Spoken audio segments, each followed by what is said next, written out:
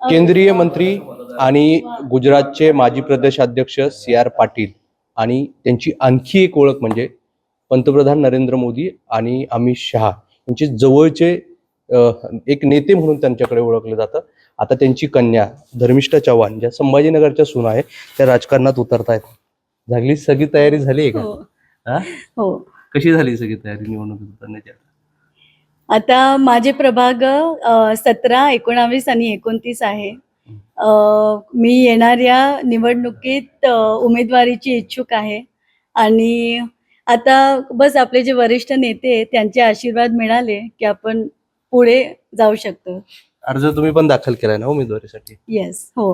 बरं, राजकारणात येण्याचं का असं वाटलं तुम्हाला की तुमच्या घरात ऑलरेडी म्हणजे तुम्ही गुजरातला असताना वडिलांनी एवढं मोठ्या पदापर्यंत पोहोचले, सगळं घरात राजकारण होतं, आता इथे आल्यावर राजकारणात यावं असं का वाटतं? पहिलेपासून खूप इच्छा होती की आपण आपले जे सामान्य लोक आहेत त्यांची खूप मदत करावी आणि आपण जितकं करू शकतो त्यांचे सगळे प्रश्न आपण सोडू शकतो, तर त्याचे आपले प्रयत्न आहे. बरं, तुम्ही तुमच्या वडिलांचं सगळं राजकारणात आणि खास करून भाजपमध्ये जर बघितलं तर मोठं नाव आहे. तुम्ही एक मोठ्या पदावर पण जाऊ शकत होतात, आमदारकी लढू शकत होतात. असं का वाटलं की स्थानिक स्वराज्याचे म्हणजे महानगरपालिका सारखी निवडणूक लढवली पाहिजे? माझी तेच इच्छा आहे की मला आपले जे सामान्य लोक आहे त्यांची मदत करायला मला अजून आनंद येईल. मला ते पहिलेपासून माहिती होतं की मला आपले जे सामान्य लोक आहेत त्यांच्यासाठी खूप मनापासून काम करायचं आहे. MLA माझ्यासाठी खूप लांबची गोष्ट आहे. आता माझा आनंद मला याच्यात आहे आणि बस मला जर संधी मिळाली, जर आशीर्वाद मिळाला तर मी पुढे जाऊ शकते आणि माझं जे मला काम करायचं आहे ते मी सगळ्यांचे आशीर्वाद मिळून मी करू शकते. जेव्हा घरी जात असाल वडिलांच्या तर तिथे गप्पा चप्पा होतात आणि जेव्हा तिथेही सांगितलं असेल की तुम्ही इच्छा बोलून दाखवली असेल, मग आई असेल वडील असेल, काय म्हणणं आहे घरच्यांचं की तुम्ही राजकारणात जावं, काय सल्ला असतो त्यांचा?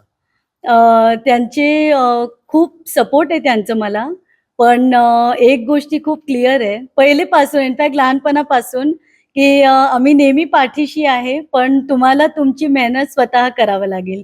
मग ते काही असो, म्हणजे आमच्या ते स्टडीजवर आलं तेव्हा पण आणि आता जर पॉलिटिक्स राजकारण आलं तरी पण ते आमची स्वतःचीच मेहनत राहणार आहे. आणि हे राजकारण म्हटलं की अनेकदा असं म्हटलं की राजकारणात येऊ नये असं देखील अनेक काही नेते सल्ले देतात. आता तुम्ही राजकारणात येत आहेत, खूप कष्ट घ्यावं लागतात. म्हणजे आता जर महानगरपालिकेची निवडणूकच म्हटली तर प्रत्येक दारावर जाऊन मत मागावं लागतात. कशी सगळी ही तयारी आहे? म्हणजे हे सगळं तुम्ही एवढ्या मोठ्या कुटुंबातून आला, हे सगळं फेस करावं लागणार आहे. बरोबर आहे. तर मी लहानपणापासून हेच बघितलंय आणि खूप आनंदी आणि मी मला स्वतःला खूप लकी मानते की मला आज ते टाइम ते येऊन ते फायनली टाइम आलाय जेव्हा मी सगळ्यांच्या घरी जाऊन त्यांना सांगू शकते, म्हणजे इलेक्शनसाठी लढू शकते आणि त्यांना सांगू शकते की मी किती तुम्हाला, म्हणजे जर एकदा मला संधी भेटली तर मी दाखवू शकते की मी त्यांच्यासाठी काही करू शकते आणि त्याच्या पुढे मग सॉरी बरं, कधी यापूर्वी निवडणूक कॉलेजमध्ये किंवा वडिलांनी निवडणूक लढवली त्यांच्या प्रचारासाठी कधी घराबाहेर पडला, कधी केलंय हे सगळं? प्रचारासाठी नेहमी म्हणजे पूर्ण फॅमिली नेहमी सोबत राहायची.